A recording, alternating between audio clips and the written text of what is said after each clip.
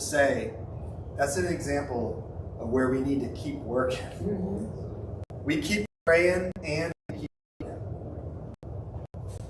When I got here this morning, the chairs were not set up in here. It was tables and there was a projector screen because we hosted around the same time as that 60s, 70s, I think, by a Lutheran pastor, but it's all kinds of Christian churches now. The current president of another church this morning, he was here for a conference, and they organized a lunch for local pastors to come and listen to him.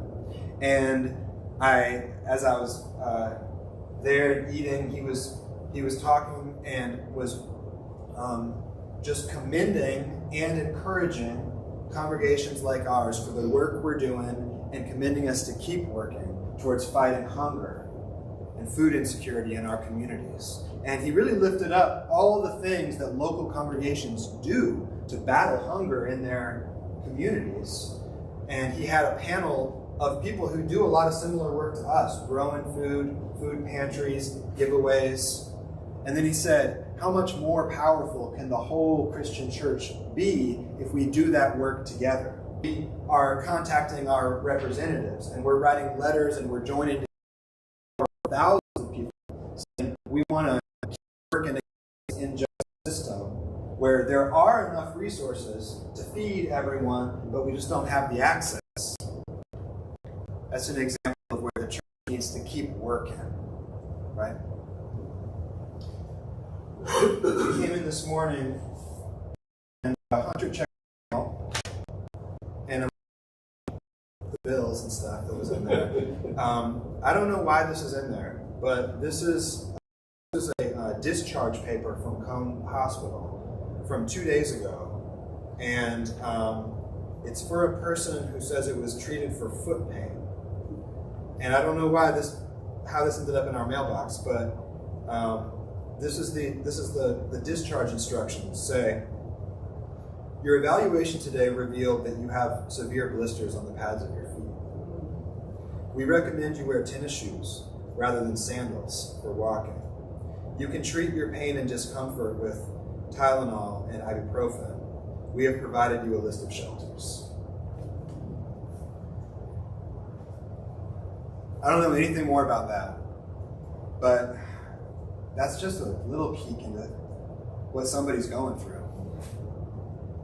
That when they left the hospital, they came here, and who knows where they are now.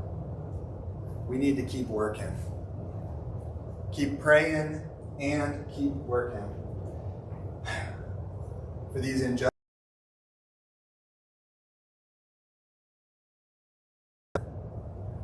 When we've prayed and we're working, we can come to the place where the disciples come in the story today, where they say, I'm a witness.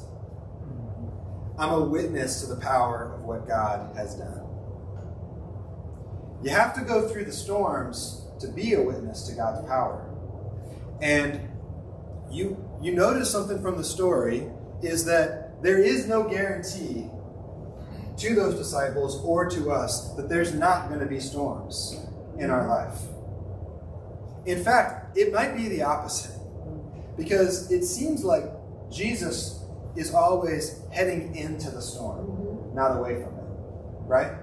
I don't know why, but here at the beginning of this story, he's teaching on a boat because the crowds are so great, and then it gets dark. Evening has come.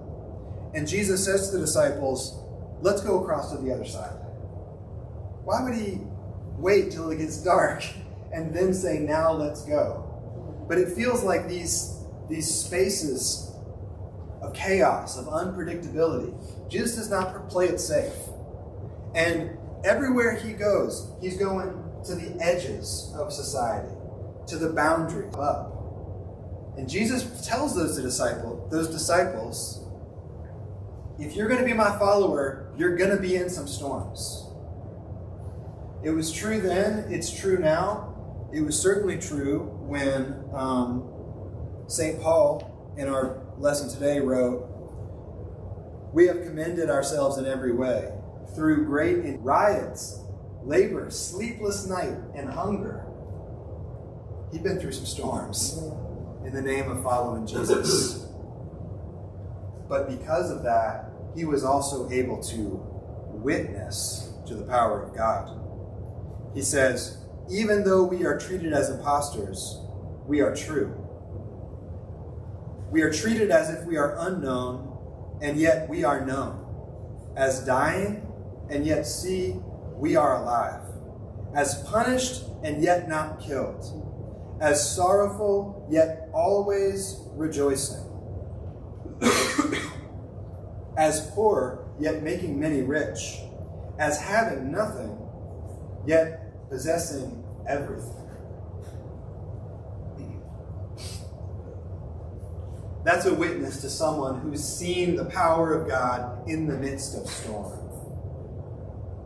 The storms do follow Jesus. And all the way to the cross, they get to the place where even in his death, Jesus himself got to the low place where even he cried out, "My God, don't you care that I'm dying here?" Jesus knows what that desperation feels like in the midst of the hardest storms. And yet Jesus tells us, keep a praying, keep a working. We are witnesses to the power of God in the storm. We're witnesses to what it looks like when a community keeps working in the face of injustice and shows up to be the answer to each other's prayers. We think, this is the one that's going to take us out. This is the end. And yet, God makes a way where it seems there is no way. We are witnesses, and that's our story to tell. So may we be still. Remember those things, and let God fight our battles. Amen. Amen.